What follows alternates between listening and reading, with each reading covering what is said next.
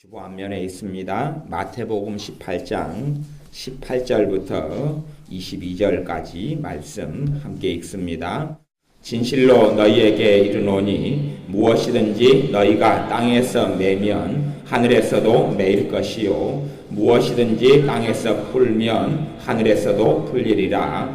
진실로 다시 너희에게 이르노니 너희 중에 두 사람이 땅에서 합심하여 무엇이든지 구하면 하늘에 계신 내 아버지께서 저희를 위하여 이루게 하시리라. 두세 사람이 내 이름으로 모인 곳에는 나도 그들 중에 있느니라. 그때에 베드로가 나와 가로되 주여 형제가 내게 죄를 범하면 몇 번이나 용서하여 주리이까? 7번까지 하오리이까? 예수께서 가라사대 내게 이르노니 7번뿐 아니라 70번씩 7번이라도 할지니라.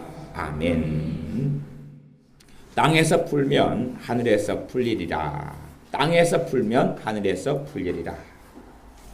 오늘의 핵심 말씀은 마태복음 18장 18절입니다. 18장 18절 진실로 너희에게 이르노니 무엇이든지 너희가 땅에서 매면 하늘에서도 매일 것이요 무엇이든지 땅에서 풀면 하늘에서도 풀리리라.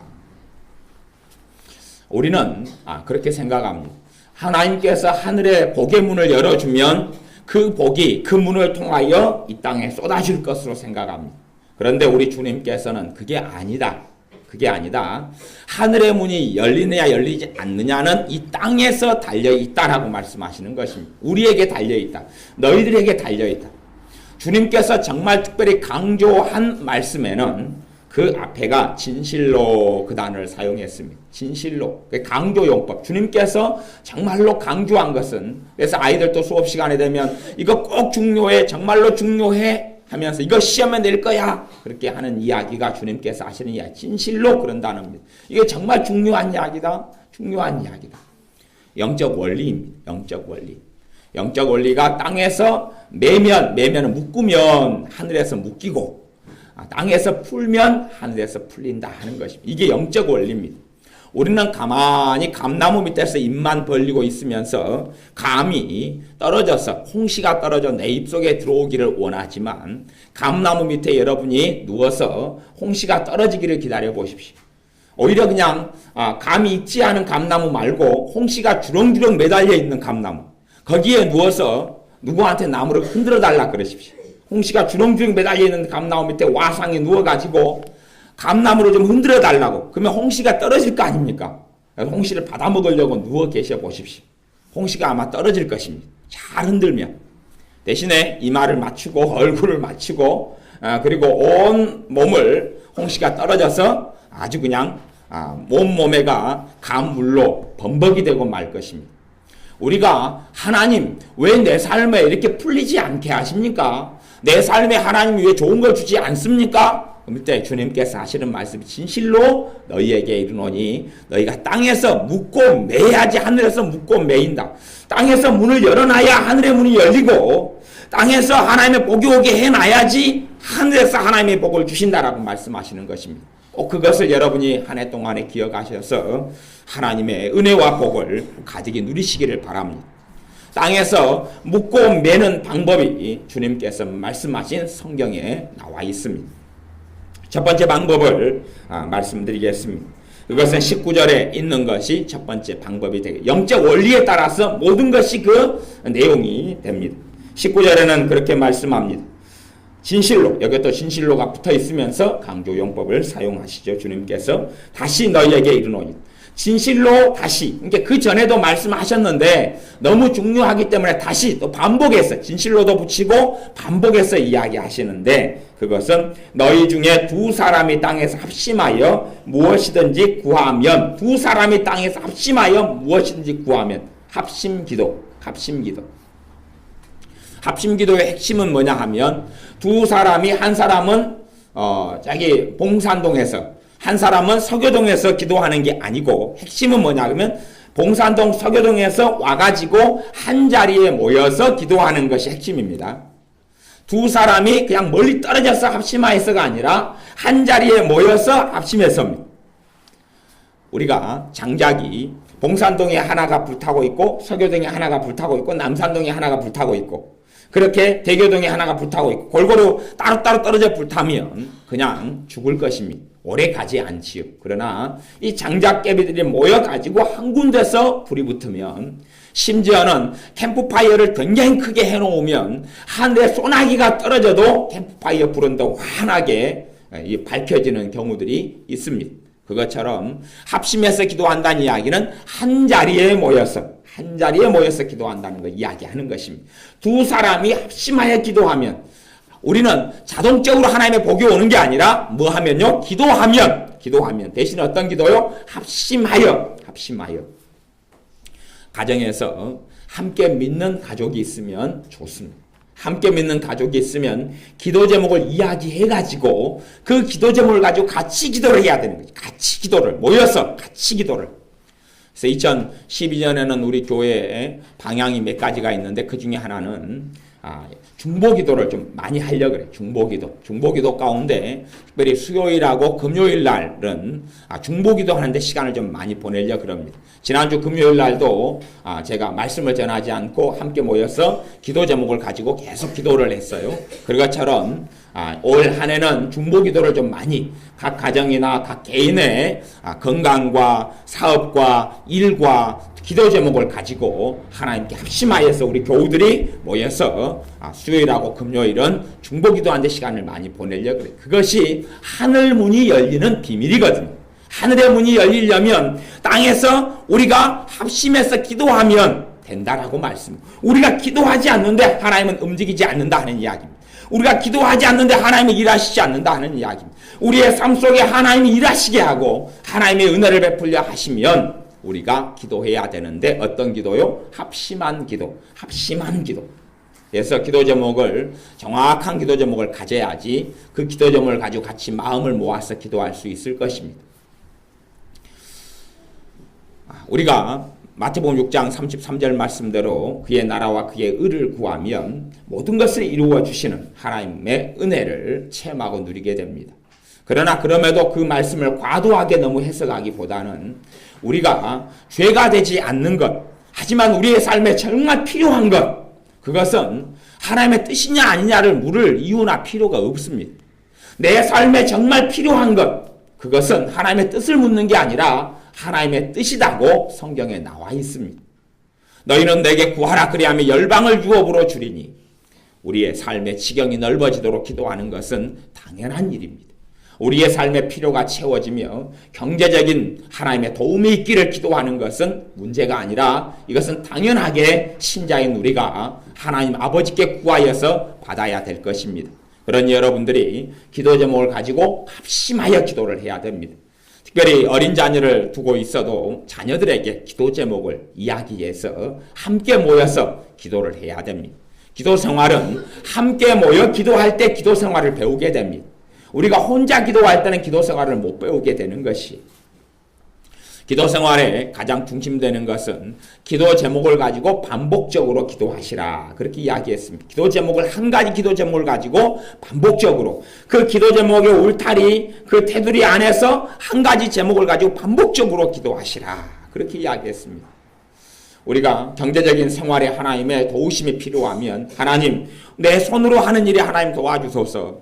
내 손으로 하는 일에 내 손으로 직장 생업에 일하는 가운데 하나님 도와주소서. 하나님 열매를 맺게 해주소서. 하나님 풍성케 해소서. 그렇게 그 내용을 가지고 계속 거기에서 머물러 있어야 돼요. 언제까지냐 하면 기본적으로는 내 마음에 평안이 올 때까지 내 마음이 시원하게 될 때까지가 기본적이에요. 내 마음이 시원하게 될 때까지 아니면 그렇게 생각하시면 큰 문제가 없습니다. 응답이 없다 이렇게 생각하시면 큰 문제는 없어요. 그건 틀리지 않아요. 네, 여러분이 그걸 가지고 계속 기도해서 누구의 마음이 시원해져야 돼요? 여러분의 마음이. 기도하는 여러분의 마음이 시원하게 되어져요. 시원하게 되어지면. 시원하게 되려면 제 경험으로는 그래도 5분 이상 정도는 되고 10분 이상 어떨 때는 될 때에 마음속이 시원해지는 것이에요. 그리고 특별한 기도 제목을 가지고 아예 그냥 한 번에 어떤 특별하고 긴급하고 시급하고 중요하고 절박한 문제를 만났을 때 한 번에 응답받을 수 있는 방법도 여기에가 있는데 그것은 주로 제 경험이나 다른 분들의 경험에 비추어 보면 그 한 가지 긴급하고 시급하고 중요한 기도 제목을 가지고 거의 대부분은 항상은 그렇지 않지만 많은 경우에 맞는데 30분 이상은 기도하는 거예요. 그 제목을 가지고 언제까지요? 30분 이상을 기도할 때. 그래도 마음이 풀리지 않으면 다음 기회에 또 30분 이상을 기도하셔야 돼요. 그래도 마음이 시원케 되지 않으면 다음 기회에 30분 이상을 기도하셔야 돼요. 그렇게 하면 몇 해가 되기 전에 열매를 맺는 경우가 대부분입니다. 하지만 시급하고 중요한 기도 제목인데도 우리가 그 일을 들다 볼 때는 너무나 그것 때문에 안타깝고 시급하고 중요한데 뒤돌아서면 까먹는 것이 우리입니다. 그래서 생각날 때마다 그냥 하나님 어쩌면 좋지요? 하나님 도와주시면 좋겠는데요? 그리고 하나님 이것 때문에 답답해요? 그냥 일주일에 한 번 예배 드릴 때 잠깐 하고, 밥 먹을 때 잠깐 하고, 그리고 길 가다가 그것이 생각나니까 잠깐 하고, 또 가족이나 또 형제가 남편이 아내가 전화를 해가지고 그 문제를 이야기할 때 생각나니까 잠깐 하고, 그렇게 하시면 제가 장담 드리간데 한 3년을 기도해도 응답을 받지 못하실 것입니다. 제가 장담을 합니다. 3년을 그런 식으로 해도 열매를 맺지 못합니다. 그렇게 하시면서 하나님 나는 기도한다고 했는데 왜 응답해 주지 않습니까? 그러면 하나님은 말씀 안 하시고 천사들이 그럴 겁니다. 떼끼 거짓말장이. 그러니까 천사들이 떼끼 왜 거짓말 하시오? 그건 기도가 아니요. 그런 식의 기도는 안 되는 거요. 여러분이 밭을 100평을 농사를 짓습니다. 호미질을 여기서 오늘 한 번 해놓고 한 달 뒤에 또 그 밭에 가십니다. 그래서 호미질을 2번 땅땅 해놓고 그리고 다시 6개월 뒤에 또 밭에 가십니다. 호미질을 땅땅땅 3번 해놓고 그리고 3년이 지나 보십시오. 그런 식으로 농사가 어떻게 되는가 확인해 보십시오. 그것과 비슷하다고 생각하시면 됩니다. 오히려 우리 한국 사람들의 정신이 빨리빨리 정신 아닙니까? 빨리빨리 정신. 그래서 한 가지 그것은 집중해서 기도하는 데 도움이 됩니다. 그 기도 제목을 가지고 계속 반복적으로 기도하는 것입니다. 반복적으로. 기도 제목을 정확하게 가지고 2012년 동안에도 여러분들이 기도 제목을 정확하게 가지십시오. 정확하게. 시급하고 중요한 것은 시급하고 중요하게 기도를 하셔야 됩니다. 시급하고 중요한 것은 내 삶의 일상적인 것은 그냥 평이하게 기도를 하시면 돼. 일상적인 것은. 사실은 찬양의 기쁨이 막 샘솟듯 일어나면 다 좋지요. 근데 찬양의 기쁨은 없어도 살 수 있잖아요. 그것은 시급하지 않습니다. 그래도 그 은혜를 정말 간절히 원하거든 그것을 가지고 5분 정도는 이상은 기도를 하셔야 돼. 그리고 자주 한 번 기도할 때에 그 정도 기도해야지 마음이 시원하게 되고 평안이 옵니다. 그때 되면 하나님께서 그 부분에 은혜를 증가시켜 주시는 것을 우리는 체험하실 수가 있습니다. 그래서 땅에서 푸는 방법이 무엇입니까? 하늘에서 풀리는 방법은 합심하여 기도하는 것이다. 합심하여 기도하는 것이 푸는 방법입니다. 합심하여 기도하는 방법. 기도하지 않고는 하늘이 풀리지 않고 열리지 않습니다. 땅에서 합심하여 무엇이든지 구하면 너희에게 이루어 주시리라. 하늘에 계신 내 아버지께서 그들을 위하여 이루게 하시리라. 21절부터는 베드로 사도가 예수님께 나와서 한 이야기가 있습니다. 주여, 형제가 내게 죄를 범하면 몇 번이나 용서하여 주리이까? 7번까지 하오리이까? 어떤 한 사람이 내게 죄를 지었는데 몇 번 용서해 줄까요? 7번 할까요? 사실은 우리가 한 사람에 대해서 7번 용서하는 것은 굉장히 많이 해주는 것이죠. 그지요? 여기서 잘못이라는 것은 그렇게 생각하십시오. 자잘한 잘못 말고 결정적인 잘못. 그렇게 생각하십시오. 자잘한 잘못 말고 결정적인 잘못. 심각한 잘못. 심각한 문제. 그거 7번. 그거 7번. 근데 예수님께 나와 7번 하면 정말 잘하는 거지요. 그게 베드로의 기준으로는 맥시멈, 최대치입니다. 최대치. 그 정도면 사실은 베드로가 말하는 정도까지만 베드로는 생각했어요. 7번 용서해주면 될까요? 심각하고 중요하고 내게 해를 끼치는 잘못 7번 용서해주면 될까요? 그러니까 남편이 꼬장을 피우고 짜증을 내요. 그것은 한 번에 해당되지 않는다. 그 말입니다. 소위 말하면 남편이 바람을 피워요. 그게 한 번에 불과해요. 이해되세요? 그게 한 번이다고요. 여러분은 베드로 사도의 수준을 너무 낮게 보지 마십시오. 베드로 사도 같은 믿음의 사람은요, 자잘한 일이 일도 아니고 문제도 아니에요. 자잘한 것은 일도 아니고 문제도 아니에요. 베드로 사도가 형제가 7번 잘못하면 7번 용서해주면 됩니까? 한 것은 심각한 문제와 잘못에 있어서 7번을 이야기한 것이에요. 심각한 문제와 잘못에 7번. 우리는 실제로는 한 번도 통과해 가지를 못합니다. 우리의 삶은요, 지나갑니다. 다 지나가요. 작년 2011년이 지나갔던 것처럼 지나갑니다. 여러분이 과거의 망령에 사로잡혀 있으면 미래가 열리지를 않습니다. 하나님께서 축복하지 않는 사람들은 과거에 사로잡힌 사람들, 다른 사람의 과거의 상처와 과거의 아픔과 과거의 허물에 집착하는 사람들, 내 자신의 과거의 실패와 실수에 집착하는 사람들, 아이들에게는 계속하여 용기가 필요합니다. 어떤 아이가 어떤 일을 했는데 실패했어요. 잘못했어요. 하면 그 아이에게 그 과거에 잘못하고 실수한 게 집착하지 말고 또 시도하라고. 그리고 또 다시 안 되면 또 하라고. 7.8기. 넘어지면 또 일어서라고. 또 하라고. 그건 또 지나가는 것이니까. 또 하라고. 그렇게 격려해 줘야 됩니다. 그것이 바른 부모의 가르침인 것처럼 여러분의 삶 속에도 과거에 내가 붙잡히면, 과거에 매여버리면 하늘에서 매인다는 사실을 기억하셔야 됩니다. 과거에 내 상처에 매이고, 과거의 망령에 매이고, 과거에 다른 사람이 내게 준 상처와 아픔에 매이면 하늘에서 매인다는 사실, 묶여버린다는 사실을 기억하셔야 됩니다. 내가 이 땅에서 어떻게 묶여있느냐의 문제입니다. 내가 이 땅에서 묶여있는 사람은 하늘에서 묶여 있습니다. 이건 주님께서 주님의 제자들에게 하신 말씀입니다. 우리는 주님의 사람들이기 때문에 결코 예외가 되지 않습니다. 우리는 하나님의 자녀로서 천국의 유업을 받는 사람, 하나님의 상속을 받는 사람이 되었습니다.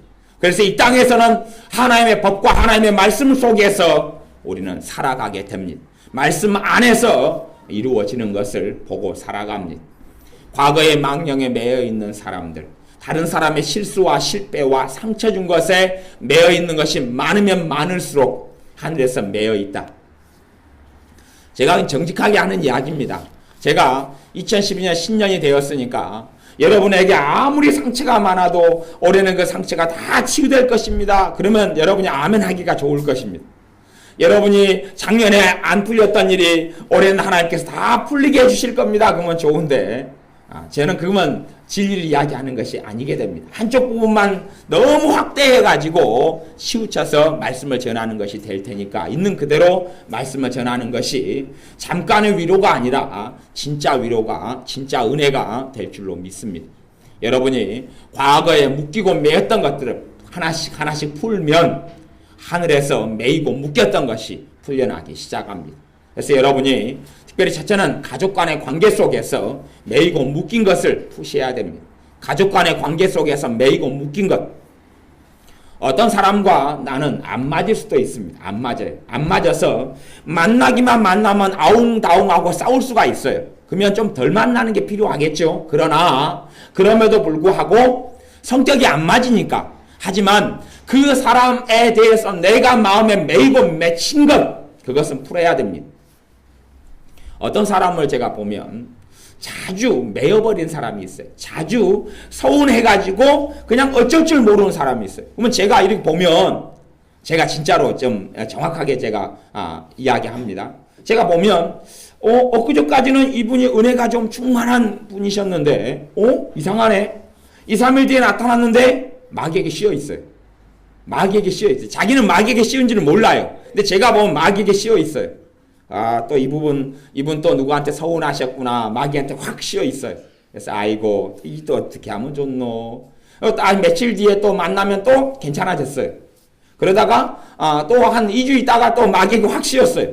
그러면 누구에게 서운하고 누구에게 매여버리고 묶여버렸어요. 그러면 이분이 2주 동안에 있으면서 몸도 아파져 버려요. 건강이 또 안 좋아져 버려요.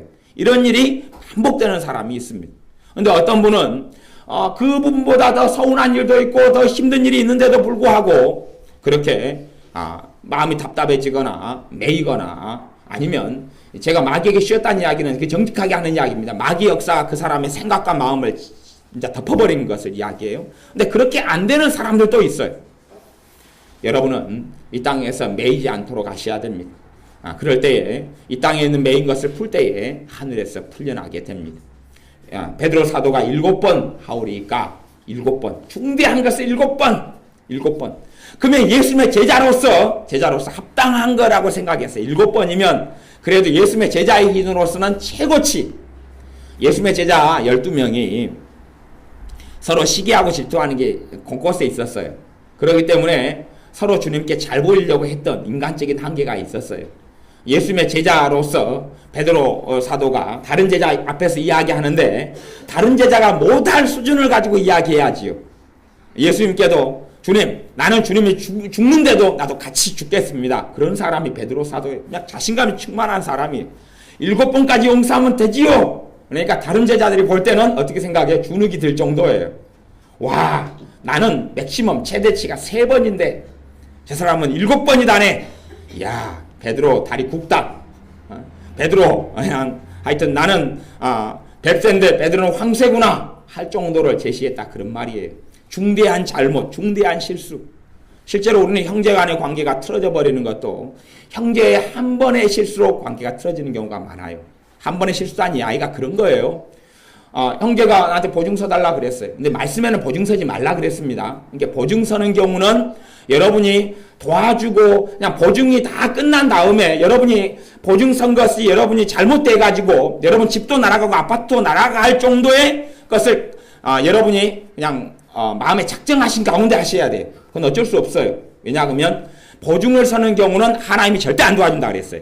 보증 서는 경우는 너가 거지가 될 것이라고 하나님이 선포해 놨기 때문에 그건 어쩔 수 없어요.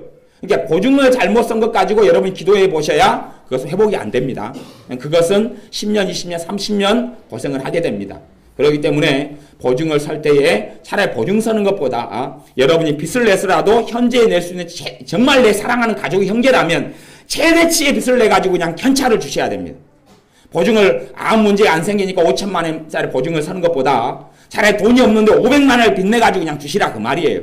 그런 식으로 해결을 하셔야지 하나님 앞에 문제가 없습니다. 근데 보증을 서서 문제가 생기면 그것은 하나님께서 그런 부분에는 도와주시지 않습니다. 제가 보증서 가지고 인생이 망한 신자들이 많습니다. 근데 하나님의 말씀의 잠언에는 보증 서지 말라고 많이 나왔습니다. 보증 서게 되면 너가 가지고 있는 집터 터전 너 자식들도 어떻게 비참하게 될 것이라고 하나님은 경고를 했습니다. 경고를 했는데 보증을 잘못 쓴 사람들은 회개를 하시고 하지만 그건 회복되지 않는다는 것은 아셔야 됩니다. 손해를 보고 회개를 해도 회복은 안 됩니다. 회개를 해도 그 부분이 다 회복은 안 돼요. 하지만 죄이기 때문에 회개는 하셔야 됩니다. 또 보증을 선 사람은 문제가 터지기 전에 얼른 그것을 무마를 하라 그렇게 성경에 나왔습니다. 얼른 무마를 하라. 그래서 여러분이 보증을 서는 문제는 정말 주의하고 조심해야 돼요. 보증 서서 땅에서 묶여버리면 하늘에서 묶인다는 사실을 정확하게 아셔야 됩니다. 그래서 보증 서는 문제는 하나님이 NO 그렇게 말씀하십니다. 여러분이 형제를 사랑하실 때는 여러분이 도울 수 있는 대로 최대한 도와주십시오. 정말 절박하면 어쩔 수 없죠. 형제가 최대치예요. 근데 이제 보증 서는 경우가 생기고 형제가 다 말아먹고 내 집까지 다 해버렸다고 쳐요. 그런 일이 생겼다고 해요. 그것이 베드로 사도 입장에서 한 번입니다. 그걸 용서해 주는 것이 한 번이에요. 그게 용서해 주는. 그래도 관계 회복해야 된다 하는 이야기예요. 그래도 내 피부치고 내 형제니까. 그렇게 일이 생겨서 내 자식들이 20년 동안의 빚 문제 때문에 고생하고 내가 20년 동안 빚 문제 때문에 고생해도 그 잘못 한 번입니다. 그런 중대한 과실과 잘못에 있어서 한 번 용서입니다. 한 번 용서.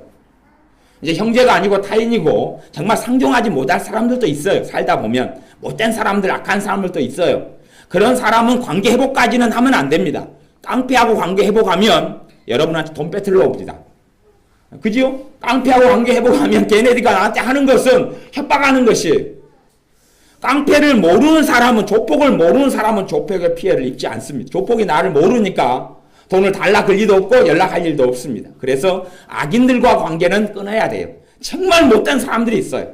근데 이 땅에서는 대단한 악인도 거의 없고 대단한 선인도 거의 없고 신자나 불신자나 실제로 보면 대동소이하게 그렇게 살아갑니다. 그러나 그 중에서 반드시 악인들이 있다고 성경이 말씀하고 하나님은 말씀합니다. 그렇기 때문에 우리의 삶 속에 그래도 열에 하나나 스물에 한둘이나 악인들이 포진해 있다는 것을 꼭 아셔야 됩니다. 그래서 악인들과의 관계는 정리하고 끊을 때에 악인들과 내가 연결돼 버리면 하늘에서 묶이게 되고 악인들과 관계가 정리되면 하늘에서 풀리게 되는 것입니다. 하나님의 사람들과 관계가 엮여져 가면 하늘이 열려져 가고 기도의 사람들과 관계가 엮여져 가면 내가 어려움을 당했을 때 하나님께서 저 기도의 사람에 감동 주셔서 나를 위해서 기도하게 하시는 것입니다. 그런데 악인들과 관계가 엮여져 가면 악인이 나의 재물을 탐하고 나의 시간을 탐하고 나의 삶의 소득을 탐해서 나를 다가옵니다. 악인이 다가올 때에 늑대는 양의 탈을 쓰고 온다. 그렇게 이야기했습니다. 늑대는 양의 탈을 쓰고 와요. 악인이 다가올 때 누구 편으로 다가옵니까? 내 편으로 다가옵니다. 악인이 다가올 때 내 편으로 다가오지 내 원수로 다가오면 우리는 경계하게 됩니다. 내 편이 되어서 나를 위해서 말하고 나를 옹호해주고 나를 지지하고 내 편인 것처럼 나를 사랑하는 것처럼 나를 위하는 것처럼 나를 돕는 것처럼 다가옵니다. 그래서 우리에게는 어느 때보다 분별력이 필요할 것입니다. 악인의 삶은 정리를 해야 됩니다. 악인과의 관계는 정리해야 됩니다. 그러나 우리 땅의 삶의 대부분의 사람은 잘잘못이 좀 적고 좀 많은 정도에 불과한 경우가 많습니다. 그래서 그런 사람에 있어서 내 형제든 가족이든 이웃이든 중대 과실을 얼마나 당할 것이냐 하지만 그것이 7번은 용서해 줘야 된다. 그런데 우리 주님의 기준은 그걸 넘어서기 때문에 우리가 용서는 주님 앞에서 해야 되는 땅에서 푸는 최대 과제물이다 라는 것을 깨달으셔야 됩니다. 22절에 예수님께서 말씀합니다. 내게 이르노니 7번뿐 아니라 70번씩 7번이라도 할지니라. 70번씩 7번이면 70번은 70이죠. 7번. 그래서 70 곱하기 7, 77은 49, 490번. 어떤 한 사람이 저한테 아무리 잘못을 해봐야 중대 과실 490번 평생에 하는 일이 없습니다. 1년에 중대 과실을 한 번도 하기가 힘든 게 인생인데 100년 해봐야 100번밖에 안 되는데 주님은 490번이다 그랬습니다. 그렇기 때문에 용서는 반드시 해야 되는 것. 아니 사소한 일이라면 솔직히 부부싸움은 양자 간에 잘못이 있는 경우가 대부분인데 남편이나 아내가 서로 속상하게 하는 것은 1년에 490번만 합니까? 1000번도 넘게 할 겁니다. 아마 1000번도. 말 한 5마디 하면 5마디에서 서운한 것은 5번이 넘을 수도 있어요. 하루에. 그러면 490번은 1도 아닙니다. 그러면 남편을 또 아내를 490번 서운한 것 때문에 용서해주고 이제 491번째부터는 용서 안 해준다면 그러면 부부간의 관계는 심각해질 겁니다. 그냥 소소한 일을 이야기하는 것이 아닙니다. 작은 일을 이야기하는 것이 아니에요. 제가 우리 무진이 승해 보니까 형제가 아내인데 둘이밖에 없는데도 하루에도 둘이만 붙여놓으면 맨날 싸워요. 둘이 설거지를 시켜놓으면 투닥타닥 둘이 또 뭘 하고 모이면 투닥타닥 그래요. 그러면 형제간에 그냥 하루에도 많이 싸우면 제 둘이가 490번만 용서해야 된다면 제 둘이는 올해까지만 함께 살고 내년부터는 헤어져야 됩니다. 안 싸우려니까. 그죠? 맨날 만나면 싸우니까 안 싸우려면 형제간에도 갈라서야 되죠. 한 명은 저기 제주도로 가고 한 명은 하와이로 가고 그러면 만날 일이 없으니까 대신 전화도 안 걸어야지. 이제 490번이 넘으면 안 싸우려면 소소한 일에 대한 게 아니다. 그런 말. 소소한 일. 그러면 큰일 중대한 일도 용서해야 되는데 소소한 일은 당연히 용서해야 되네. 소소한 일은 주님의 컨셉에 들어가 있지 않아요. 소소하고 작은 일은 컨셉에 들어가 있지 않아요. 중대 과실이라는 이야기는 내 잘못 0%, 제가 설명하기를 제 잘못 0%, 저 사람의 잘못 100% 이걸 중대 과실이다 그러는 것입니다. 이해되세요? 내 잘못 0%, 저 사람의 잘못 100% 이게 중대 과실이에요. 이것을 풀어야 됩니다. 이것을 용서해 줘야 됩니다. 그리고 악인이지만 악인도 용서해 줘야 돼요. 그리고 그 사람하고는 악인은 꼴을 안 보는 게 좋습니다. 하지만 일반적인 내 가족이고 형제는 그렇게 대단한 악인도 대단한 선인도 없어요. 그런 사람은 화평하게 해야 돼요.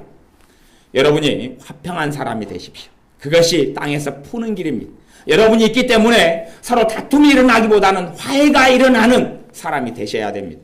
최소한 여러분이 있기 때문에 문제가 생기는 경우는 없도록 그것이 하나님 앞에서 푸는 방법입니다. 어떤 형제는 형제간에 문제를 일으키는 사람이 있어요. 어떤 형제는 형제간을 하나 되게 하고 화목하게 하는 형제가 있어요. 여러분은 화목하게 하는 자리에 꼭 들어가셔야 됩니다. 그것이 하늘에서 풀리는 비결입니다. 로마서 5장 말씀에도 너희가 하나님과 화목되었은즉 더욱더 너희가 화평하라 그렇게 말씀했어요. 우리가 이 땅에서 푸는 두 가지 것을 더 추가로 이야기하자면 첫째는 하나님과 풀어야 됩니다. 하늘문이 열리고 풀리는 방법 중에 하나가 내가 하나님과 관계를 풀어야 돼. 하나님과 관계를 풀어야 돼.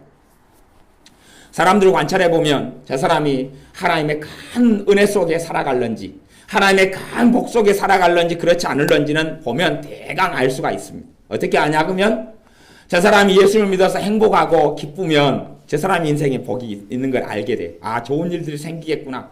예수님을 믿고 또 기도 생활하고 찬양하고 예배드리는데 막 기쁘고 행복하면 와, 저 사람 잘 되겠구나. 그냥 알게 됩니다. 그건 절대 두말할 여지가 없습니다. 하나님과 관계가 풀리기 때문에 이 땅의 것이 풀려나기 시작하는 것입니다. 와, 저 사람. 그래서 기도할 때 기쁨이 있고 찬양할 때 기쁨이 있고 하나님 말씀을 막 사모하고 그렇게 되면 저 사람 삶이 풀려가겠구나. 저 사람 참 좋은 열매를 거두겠구나 알게 됩니다. 두 번째는 저 사람이 살아가는 삶 가운데 만족이 있을 때 또 이 사람 삶 속에 원한을 맺어가는 게 아니라 원한을 풀어갈 때 원수를 풀어갈 때에 이 사람이 잘 되겠구나 하는 걸 알 수가 있습니다. 여러분에게 땅에서 푸는 일들이 가득하시기를 바랍니다. 또 땅에서 메인 것을 풀고 그래서 하늘문이 열리시는 2012년이 되어지십시오. 용서하지 못하는 사람들, 내 마음에 한과 앙금과 아픔과 원한을 준 사람들, 그런 사람들을 가지고 그 상처가 깊은 일과 깊은 사람이라면 길게 기도하십시오.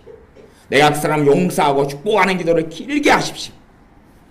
여러분이 꼭 알아야 되실 것은 로마서 12장 말씀에 보면 여러분이 어떤 사람을 용서한다 해서 하나님 용서하는 건 아닙니다. 어떤 사람의 잘못은 다 하나님하고 계산해야 됩니다. 대신에 내가 그 사람을 용서하면 그 사람을 하나님이 심판합니다. 내가 용서하지 못하면 그 사람과 나와 다리가 묶여서 같은 하나님의 심판에 들어갑니다. 그렇기 때문에 그 사람에 대한 심판을 하나님 유보합니다. 저 사람이 심판에 들어가면 나도 같이 심판에 들어가요. 도매금으로 같이 넘어가는 것입니다. 용서 못하는 사람이나 잘못한 사람이나 같은 사람으로 하나님 봅니다. 그렇기 때문에 용서하지 못하게 되면 그것이 많으면 많을수록 우리의 삶은 불행해집니다. 제가 성경을 찾아보겠습니다. 로마서 12장 말씀을 제가 찾아서 읽어보겠습니다. 로마서 12장 14절 너희를 핍박하는 자를 축복하라. 축복하고 저주하지 말라. 저주한다는 이야기는 저 인간 잘 되는가 두고 보자. 지가 한 대로 지가 받지. 이게 저주입니다. 이게 보통 사람의 저주예요. 그냥 저주를 받을지어다. 그러니까 저주가 아니라 네 한번 지켜보겠다. 이게 저주예요. 그래서 우리가 친구들끼리도 애들이 싸우다 보면 싸우면서 한 구탱이 맞고 집에 가면서 뭐라 그럽니까? 두고 보자 그러잖아요. 그게 저주예요. 그게 저주예요. 두고 보자. 그게 저주예요. 속으로 안 좋은 눈으로 꼬나보는 것이 사실은 그 저주하는 눈입니다. 그런데 우리를 핍박하는 사람들을 축복하라. 축복하고 저주하지 말라. 그렇게 말씀하면서 아무에게도 악으로 악을 갚지 말고 모든 사람 앞에서 선한 일을 도모하라. 할 수 있거든 너희로서는 모든 사람으로 더불어 평화하라. 이것이 푸는 것이 이게 푸는 거 평화하라. 할 수 있거든 모든 사람으로 더불어 좋게 지내라. 대신 악인과는 아닙니다. 악인과 함께 평화하고 함께 지내는 사람을 하나님이 미워하시고 저주하신다고 성경에 명백하게 기록되어 있습니다. 로마서 12장 19절 내 사랑하는 자들아 너희가 친히 원수를 갚지 말고 직접 원수를 갚지 말고 하나님의 진노하심에 맡겨라. 원수 갚는 것이 내게 있으니 내가 갚으리라. 우리가 하나님의 심판에 사람을 넘겨버리는 방법은 용서하는 것이, 용서하고 축복하는 것이. 대신 넘기지 않으면 저 사람과 내가 하나로 묶여 있어. 이걸 영적 결속, 혼적 결속 이런 식으로 이제 표현합니다. 여러분이 지금은 잘 안 그러지만 옛날에는 운동회 할 때 되면 마을에 축제가 되고 막 동네 축제가 되었어요. 옛날 운동회 때는 지금도 뭐 간혹 그렇게 하는 것 같아요. 엄마하고 딸이 또 아빠하고 딸이 아들이 이제 달리기 할 때 다리를 묶어 가지고 달리기를 하잖아요.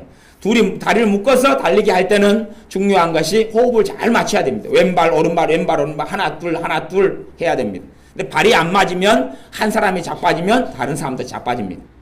그것이 용서하지 못하는 관계입니다. 저 사람과 내가 묶여 있어서 저 사람이 자빠질 때 누구도 자빠져요? 내가 자빠져요. 한번 생각해 보세요. 여러분의 다리가 10명하고 묶여 있어요. 그러면 오늘도 자빠지고 내일도 자빠집니다. 그 사람이 오늘 자빠지면 나도 오늘 자빠지고, 그 사람 또 두 번째 사람은 10명하고 묶여 있으면요 하루도 평안할 일이 없습니다.